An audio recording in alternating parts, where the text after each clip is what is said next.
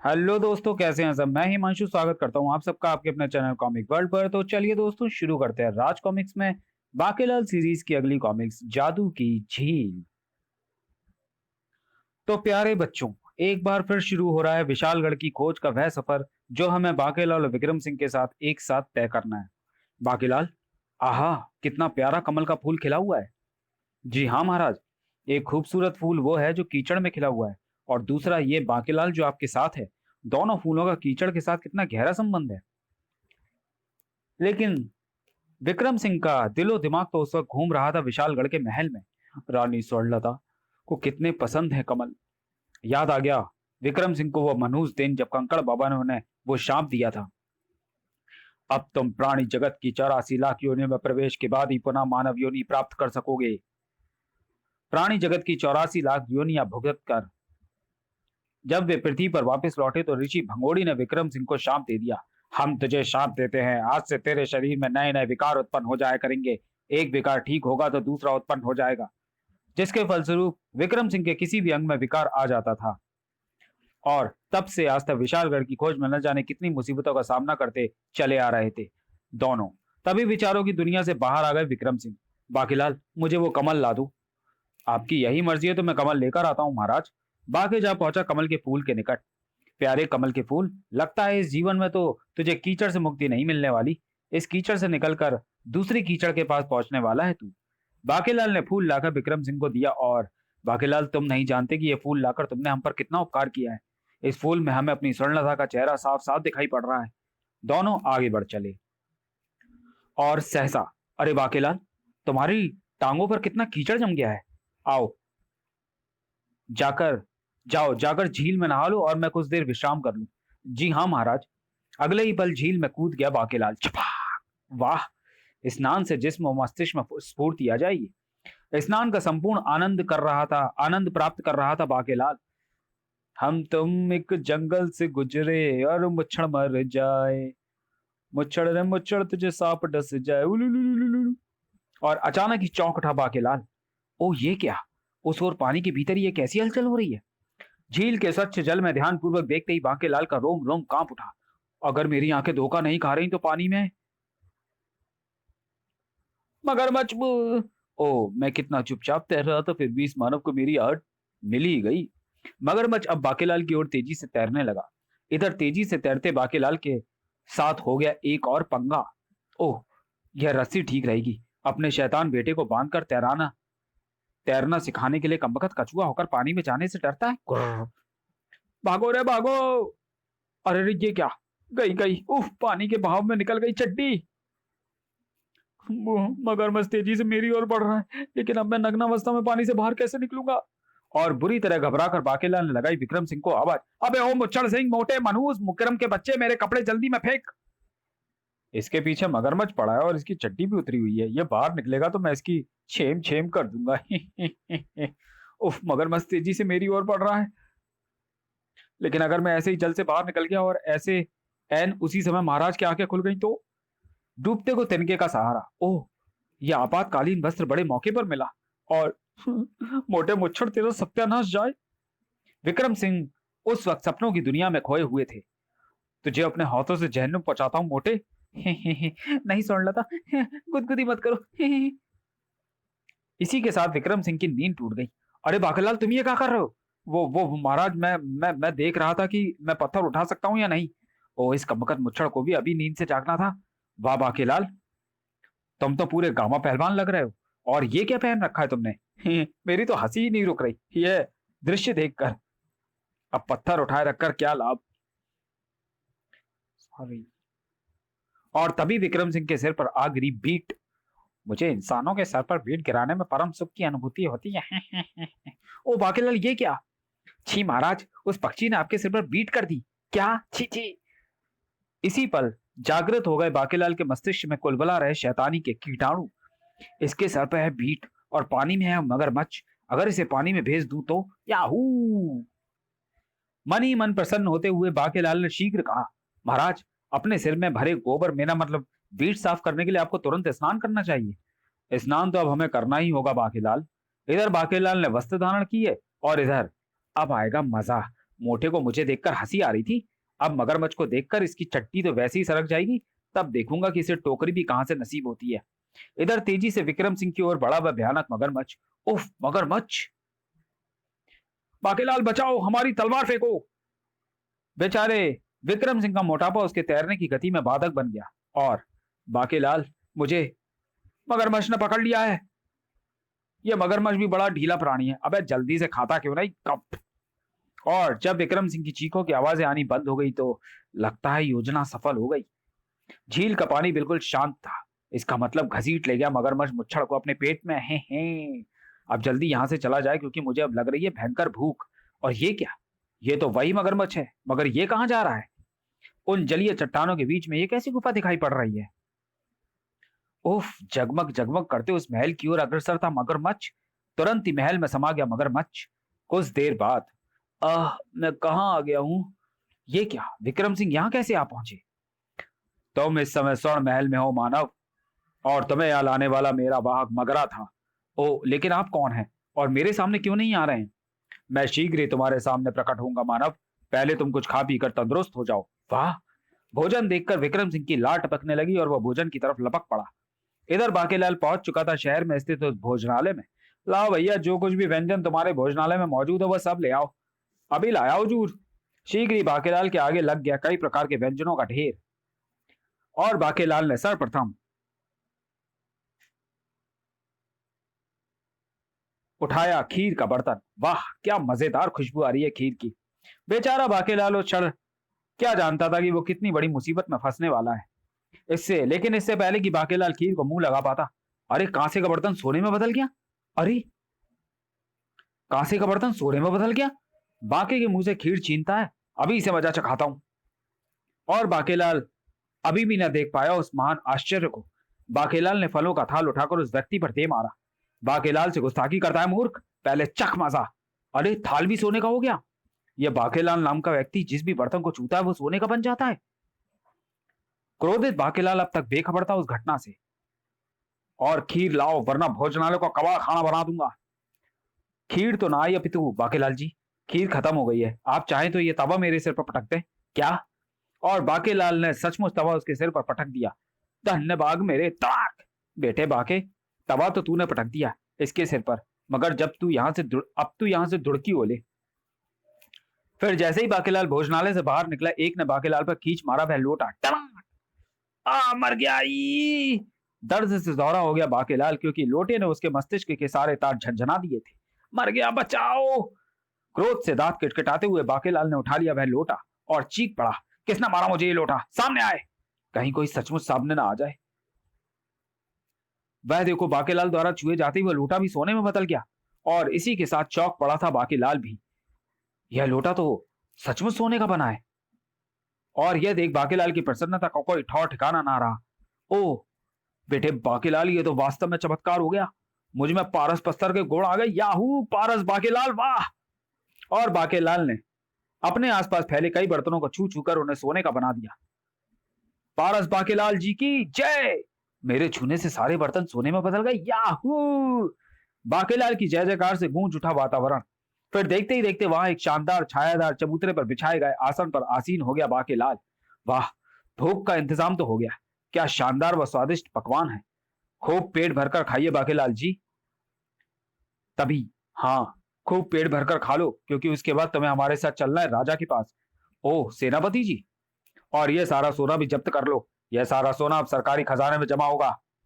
इधर उधर स्वर्ण महल में विक्रम सिंह, कृपया कर आप मुझे दर्शन दें और मुझे यहाँ लाने का प्रयोजन बताएं। अवश्य विक्रम सिंह। एक तीव्र चमक के साथ ही प्रकट हो गया वह वृद्ध। ओह, यह तो कोई वृद्ध है और इसका पूरा शरीर सुनहरी है। मुझे राजा स्वर्णकार कहते हैं विक्रम सिंह। फिर उसे अपने बारे में बताने लगा राजा स्वर्णकार। बहुत समय पहले स्वर्ण और कलुआ नामक जाति के देव पृथ्वी पर ही रहा करते थे। आपस में खूब लड़ते रहते थे। दोनों जातियों के देव स्वर्ण स्वयं को श्रेष्ठ समझते थे और कलुए स्वयं को। और एक दिन आपसी लड़ाई के दौरान पृथ्वीवासी ऋषि दुखांत ने उन्हें शाप देकर दो अलग अलग झीलों में भेज दिया। अब तुम दोनों जातियों के लोग शांति से रह सकोगे। सचमुच उस दिन के बाद हम दोनों जातियों में शांति छा गई, क्योंकि अब हम में से किसी को यह नहीं पता था कि कलुआ देव कहाँ है। और यही स्थिति कलुआ देव देवों के साथ भी थी। एक भविष्यवाणी के अनुसार 100 वर्ष पश्चात स्वर्ण देवों की तबाही निश्चित थी। एक प्रलय आई और स्वर्ण नगरी से जिंदगी छीन ले गई। हम पिघल रहे हैं। उस प्रलय में बचा केवल मैं और ये महल और ये स्वर्ण मणि, जिसकी रक्षा का भार स्वर्ण नगरी के राजा के ही कंधों पर होता है। बहुत पवित्र मणि है ये। इस मणि के प्रभाव से ही स्वर्ण देवों के शरीर सुनहरी रहते थे, और जो कोई भी इस झील में एक बार स्नान कर ले उसमें पारस गुण उत्पन्न हो जाता है। इसका मतलब ये गुण अब मेरे अंदर भी उत्पन्न हो गया होगा। हाँ, तुम किसी भी धातु को छू दोगे तो वो सोने की हो जाएगी, किंतु झील से निकलने के पश्चात ये प्रभाव केवल 6 घंटे तक ही रहता है। ओ, लेकिन मेरी समझ में ये नहीं आया कि आपने मुझे यहाँ क्यों बुलाया। स्वर्ण नगरी का ये स्वर्ण महल और स्वर्ण मणि तुम्हारे सुपुर्द करने के लिए मैंने तुम्हें यहाँ बुलाया है, क्योंकि स्वर्ण नगरी में प्रलय के बाद मेरी सारी प्रजा मारी जा चुकी है, और अब दुखी होकर मैं स्वयं भी त्याग देना चाहता हूँ। लेकिन मृत्यु पूर्व में स्वर्ण नगरी का सारा स्वर्ण पृथ्वी को दान करना चाहता हूँ, ताकि पृथ्वी पर संपन्नता बढ़ सके और बहुमूल्य धातु यहाँ व्यर्थ ही ना पड़ी रहे। मेरी मृत्यु के पश्चात इस स्वर्ण महल सहित तुम पृथ्वी पर पहुंच जाओगे। अच्छा मानव, अब मैं अपने प्राणों का त्याग करता हूँ। और आश्चर्य, उफ, इसका जिस्म तो सोने के रूप में पिघलता चला जा रहा है। अचानक विक्रम सिंह के शरीर को एक झटका लगा। यह कैसा झटका था? झील से निकलकर उड़ रहा था स्वर्ण महल। ओ, स्वर्णकार ने जैसा कहा था वैसा ही हो रहा है। स्वर्ण महल पृथ्वी पर जा रहा है। उधर बाकेलाल को पहुंचा दिया गया राजा पोपली सिंह के सम्मुख। बाकेलाल, हमने सुना है कि तुम जिस धातु को छू देते हो वो सोने में बदल जाती है। आपने ठीक सुना है महाराज। शीघ्र ही। बाकेलाल, ये हमारे राज्य का कबाड़ खाना है, तुम इसे फौरन छू दो, अन्यथा अपने दाएं बाएं खड़े जल्लादों को देख लो। ये तुम्हारे एक इंकार पर तुम पर कोड़ों की बरसात कर देंगे। मर गए।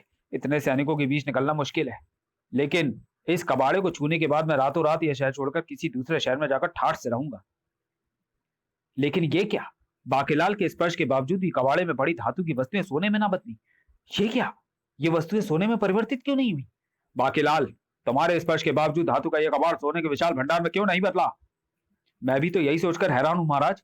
लेकिन क्या मजाल जो बाकेलाल के बार बार स्पर्श के बावजूद भी धातु का कबाड़ सर में बदल जाता। और तब बाकेलाल, मुझे लगता है कि तुम्हारी नीयत में खोट आ गया है और तुम जानबूझकर धातु के इस कबाड़ को स्वर्ण भंडार में नहीं बदल रहे, जिसका दंड तुम्हें अवश्य भुगतना पड़ेगा। मैं तुम्हें आखिरी अवसर देता हूं। किंतु महाराज, मैं ऐसा जानबूझकर नहीं कर रहा। बाकेलाल को मिला आखिरी अवसर भी व्यर्थ गया। और तब जाजा पोपली सिंह ने क्रोधित होकर दोनों जल्लादों को आदेश दिया, कोड़े बरसाओ। नहीं, बरसाओ, और बरसाओ, खूब बरसाओ, साक। हाय, मार डाला जालिम। तब तक बरसाओ जब तक इसे वो मंत्र याद ना आ जाए जिससे धातु सोने में बदली जाती है। नहीं, आए रे मेरी फूटी किस्मत, ये क्या हो रहा है? कोड़ों की मार के आगे तो भूत भी नाचने लगते हैं। ठहरिए महाराज, धातु को सोने में बदलने के लिए मुझे झील के किनारे फिर से कड़ी साधना करनी होगी। जान बचानी है तो ये झूठ बोलना ही पड़ेगा। सैनिकों के जबरदस्त पहरे में बाके पहुंचा झील के किनारे। उफ, भागने का कोई भी अवसर नहीं मिल रहा था, लेकिन अब झील के रास्ते पानी के अंदर से यहां से फुटकी ओलूंगा। राजा के बच्चे, तुझे भी देख लूंगा। तभी सेनापति ने बाकेलाल की टांग में बांधी हुई रस्सी। बाकेलाल, इस रस्सी की लंबाई से अधिक दूर न जाना। रस्सी खोलने में मुझे कितनी देर लगेगी? बाकेलाल पानी में कूद गया और पानी के अंदर ही अंदर तेजी के साथ तैरता चला गया बाकेलाल। रस्सी को तो मैंने पानी के अंदर उगे वृक्ष की शाखा से बांध दिया है और अब रास्ता साफ है, बस एक बार दूसरे किनारे पर पहुंच जाऊं। काफी देर बाद बाकेलाल ने पानी की सतह पर सिर उभारा। हा हा हा, अब मुझे कौन पकड़ पाएगा? लेकिन इसी पल बाकेलाल पर मानो घड़ों पानी भर गया, पड़ गया। बाकेलाल, हम जानते थे कि तू ऐसी कोई हरकत जरूर करेगा, इसलिए हम तुझसे पहले ही उस नाव में यहाँ पहुंचे और फिर शीघ्र ही। बाकेलाल, जल्दी करो, इन सब चीजों को सोने में बदल दो। ठीक है महाराज, मैं इन सब चीजों को स्पर्श करता हूं। और ये क्या? सारा कबाड़ सोने के स्थान पर कोयले में बदल गया। अब ये राजा मेरा टेटुआ दबाए बिना नहीं मानेगा। बरसाओ, साक साक साक साक। मार से बचने के लिए मूर्छित होने का नाटक करना पड़ा बाकेलाल को। फिर राजा पोपली सिंह के आदेश पर सैनिक बाकेलाल को उठाकर ले चले। ये सैनिक मुझे किसी कच्छ की खाड़ी में फेंकने जा रहे हैं। सैनिकों ने बाकेलाल को कच्छ की खाड़ी में फेंक दिया। इस दुष्ट के लिए यही दंड उपयुक्त है। खाई में पहुंचकर बाकीलाल का शरीर रुका। उफ, सारा शरीर पके फोड़े सा दुख रहा है।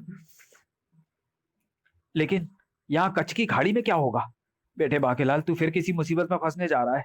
तभी गूंज उठा अठास, तूने सच कहा बाकीलाल, कच्छ की खाड़ी में राक्षस कच्छकूप। बाकीलाल ने गर्दन जो घुमाई तो सामने खड़ा पाया एक भयंकर राक्षस को। बाकीलाल, मेरे हाथ में जो तलवार है, यह किसी भी प्राणी को पल भर में पिघला देती है और मैं उस पिघले हुए द्रव्य को पीकर अपनी भूख प्यास मिटाता हूँ। बस एक बार ये तलवार तुझसे छुआना काफी है, बाकी है। हे। बचो, बड़ा आया बचने वाला। हे। हाय, मर गया, यहाँ तो कांटे हैं। बाकीलाल ने फट तोड़ लिए कांटों बड़ी टहनी और कच्छकूप राक्षस से बचने के लिए कुछ तो मुझे करना ही पड़ेगा। ओ थाक, ये तो खुजली झाड़ी है, खुजा झाड़ी है। साक बाकीलाल, मैं एक हाथ से खुजाते हुए तुझे खत्म कर दूंगा। ओ नहीं! नदी के किनारे पर जाकर गिरा बाकीलाल और सहसा ही प्रसन्नता से चीख पड़ा बाकीलाल, अरे ये तो मेरी खोई हुई चड्डी है। सिर पर आ पहुंचा कच्छकूप। चलो अच्छा हुआ बाकीलाल, जो तुझे मरने से पहले तेरी खोई हुई चीज भी मिल गई। अरे बाप रे! बाकीलाल ने आओ देखा ना था और झट अपनी चड्डी उठाकर राक्षस कच्छकूप के चेहरे पर फेंक मारी। अयो मरे! साक! गीले वस्त्र ने तीर का सा काम किया। बाकीलाल ने पुनः उठा ली वह खुजा झाड़ी और साक! आए, मर गया! तलवार छूटकर गिर पड़ी उसके हाथ से। बाकीलाल तड़ातड़ खुजा झाड़ी के वार राक्षस पर करता चला गया। साक! साक! नहीं बाकीलाल, मुझे खुजा झाड़ी से मत मारो। फिर बाकीलाल ने झाड़ी फेंक दी एक तरफ और उठा ली राक्षस की तलवार। हा हा हा, दुष्ट राक्षस, अब देख बाकी और अपनी तलवार की धार को। नहीं! बाकीलाल ने जरा भी विलंब न किया और तलवार राक्षस से छुआ दी। नहीं! अगले पल पिघलता चला गया राक्षस कच्छकूप। वाह, ये तलवार तो बड़ी चमत्कारी है। तब राजा पोपली सिंह, आ रहा हूं अब मैं तुझे पोपला करने, क्योंकि अब मेरे पास है जादुई तलवार। उधर विक्रम सिंह को लेकर स्वर्ण महल उतरा, ठीक राजा पोपली सिंह के महल के सामने। न जाने इस समय मेरा बाकीलाल कहाँ होगा। और उधर राजा पोपली सिंह के महल में मच गई सनसनी। यह स्वर्ण महल रातों रात यहाँ कहां से आ गया? महाराज, ये तो शुद्ध स्वर्ण निर्मित महल है। इस बात की तुरंत तहकीकात आवश्यक है। सैनिकों को भी होशियार रहने का आदेश दो। हम यहाँ के राजा हैं, राजा पोपली सिंह। क्या इस स्वर्ण महल के मालिक आप हैं? नहीं, मेरा नाम विक्रम सिंह है। यह महल तो मैं आपके ही सुपुर्द करना चाहता हूँ, ताकि आप इस स्वर्ण का प्रयोग भले कार्यों में कर सकें। क्या सोने का इतना विशाल भंडार आप मुझे सौंपना चाहते हैं? ये तो बड़ी खुशी की बात है। अरे कोई है? विक्रम सिंह जी के लिए तुरंत खाने पीने की व्यवस्था करो। और यह स्वर्ण मणि भी आप ही रखिए महाराज। भला मैं इसका क्या करूंगा? इसके रहते आपको कभी किसी चीज की कमी ना होगी। विक्रम सिंह जी के लिए शरबत फौरन लेकर आओ। विक्रम सिंह जी, अगर आपको किसी चीज की आवश्यकता हो तो आप निसंकोच हमें कहें।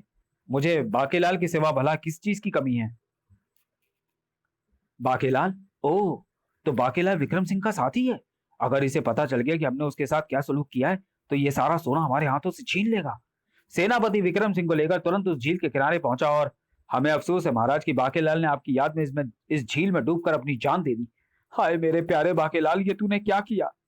मुझे अकेला छोड़ दो, मैं कुछ देर यहाँ बैठकर अपने बाकीलाल को याद करूंगा। चलो सैनिकों। क्यों नहीं विक्रम सिंह जी, हम भी तो यही चाहते हैं कि कोई जंगली जानवर आपको मारकर खा जाए तो महल व मणि पर हमेशा के लिए हमारे राजा का कब्जा हो जाए। और अभी कुछ ही देर हुई थी विक्रम सिंह को वहां बैठे हुए की। ओ ये क्या? अष्टपाद उसे ले गया झील में स्थित कलुआ देवों के महल में। हा हा हा, इस समय तुम कलुआ देवों के राजा कलूटा के सामने खड़े हो, जहां खड़े होकर झूठ बोलने वाले का सिर कलम कर दिया जाता है। बताओ, इस झील में लाए जाने से पूर्व तुम्हारे जिस्म की रंगत एक मानव होने के बावजूद भी सुनहरी क्यों थी? और कुछ भी ना छिपाया विक्रम सिंह ने। फिर ओ, इसका मतलब वह स्वर्ण मणि पृथ्वी पर राजा पोपली सिंह के पास है, जो अगर हमें मिल जाए तो हमारी काली कलूटी बैगल लूटी काया सुनहरी हो जाए। वाह! आक्रमण! हमें लानी है वह स्वर्ण मणि, अन्यथा हम पूरे पोपली नगर को कोल मणि से छू छू कर कोयले का बना देंगे। हा हा हा हा हा। विक्रम सिंह को उन्होंने विवश कर दिया था पोपली नगर का रास्ता दिखाने को। मुझे इन्हें स्वर्ण मणि के विषय में नहीं बताना चाहिए था, लेकिन अब क्या हो सकता है। उधर पोपली सिंह के आदेश पर पुराने महल का सारा सामान स्वर्ण महल में पहुंचा दिया गया था। हा हा हा, आज से हम यहाँ रहेंगे और स्वर्ण सिंहासन पर बैठेंगे। स्वर्ण मणि के प्रभाव से महल की प्रत्येक वस्तु सुनहरी होती चली जा रही थी। तभी वहां प्रवेश किया घबराए हुए सेनापति ने। महाराज, महाराज, गजब हो गया। कलुआ देवियों की सेना हमारे नगर कोयले में परिवर्तित करती हुई तेजी के साथ स्वर्ण महल की ओर आ रही है। क्या? और महाराज, उन्हें चाहिए स्वर्ण मणि। क्या? और महाराज, उनकी संख्या भी बहुत अधिक है। क्या? लेकिन मुकाबले के लिए मैदान में तो उतरना ही था। आक्रमण! आगे बढ़ो, मैं तुम्हारे पीछे, मेरा मतलब साथ हूं। और तभी वहां पहुंचा बाकीलाल। मेरा प्यारा बाकीलाल जिंदा है? और मुच्छड़ अभी भी जिंदा है? तभी दोनों ओर की सेनाएं टूट पड़ी एक दूसरे पर। मारो मारो मारो मारो! आक्रमण का लाभ उठाकर विक्रम सिंह जा पहुंचे बाकीलाल के निकट। बाकीलाल, तुम ठीक वक्त पर पहुंचे। अब पोपली नगर की रक्षा तुम ही कर सकते हो। दिखा दो दुश्मनों को अपनी तलवार की धार। मगर मगर महाराज! तभी कई सैनिक बढ़े विक्रम सिंह और बाकीलाल की ओर। यह देख विक्रम सिंह ने बाकीलाल के हाथ से झपट्टी तलवार और खचाक खचाक और इसी के साथ तलवार की करामात देखकर चौंक पड़े विक्रम सिंह और राजा पोपली सिंह भी। ओह, इस तलवार के प्यार से सैनिक मोम की भांति पिघल गए। और फिर तो दोगुने उत्साह के साथ राजा पोपली सिंह और उसकी सेना ने लड़ा वह युद्ध। मारो काटो, क्योंकि अब हमारे साथ है चमत्कारी तलवार भी, जिसे बाकीलाल लाया है। विक्रम सिंह, मैं इस तलवार को भी कोयलमणि से कोयला बना दूंगा। विक्रम सिंह न केवल राजा कलूटा के वार से ही बचा, बल्कि और तलवार के स्पर्श के साथ ही पिघलने लगा कलूटा। और चूंकि कोयलमणि दबी थी राजा कलूटा के हाथ में, तो वह भी पिघलकर बहती चली गई। नहीं! और यह देख कलुआ देवों का हौसला भी पस्त हो गया। उफ, महाराज पिघल गए, भागो वरना हम सब भी मारे जाएंगे। मारो मारो! लेकिन अब वहां से भागना इतना आसान ना था। बाकीलाल की यह तलवार, चमत्कारी तलवार यार, निश्चित करेगी हमारी जीत। और इस प्रकार विजय हुई राजा पोपली की सिंह की। बोलो विक्रम सिंह की जय। बाकीलाल, हमें क्षमा कर दो। हमने तुम्हारे साथ बुरा सलूक किया और तुमने मुसीबत के समय ये चमत्कारी तलवार यहाँ लाकर हमारी मदद की। हाय रे फूटी किस्मत, तलवार तो मैं यहाँ पोपली नगर का मटिया मेट करने के लिए लाया था। राजा पोपली सिंह जी, यह तलवार संकट के समय आपके कभी काम आएगी। किंतु बाकीलाल, तुम कच्छ की खाड़ी को से बाहर कैसे निकले? महाराज, जब मैं कच्छ की खाड़ी में पहुंचा तो मुझे शिवजी द्वारा कलुआ देव के आक्रमणों की भविष्यवाणी हुई, जिसे सुनने के बाद मुझे क्रोध आ गया और मैं कक्षकूप को मारकर शिवजी द्वारा बताए गए पते पर यह तलवार हासिल करके यहाँ आ पहुंचा। हाय रे फूटी किस्मत।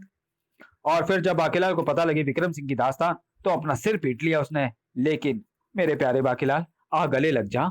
स्वर्णमणि मेरे हाथ क्यों नहीं लगी? समाप्त। तो चलिए दोस्तों, वीडियो को यहीं समाप्त करते हैं और मिलते हैं बाकीलाल सीरीज की अगली कॉमिक्स बाकीलाल की ताकत में। तब तक के लिए धन्यवाद।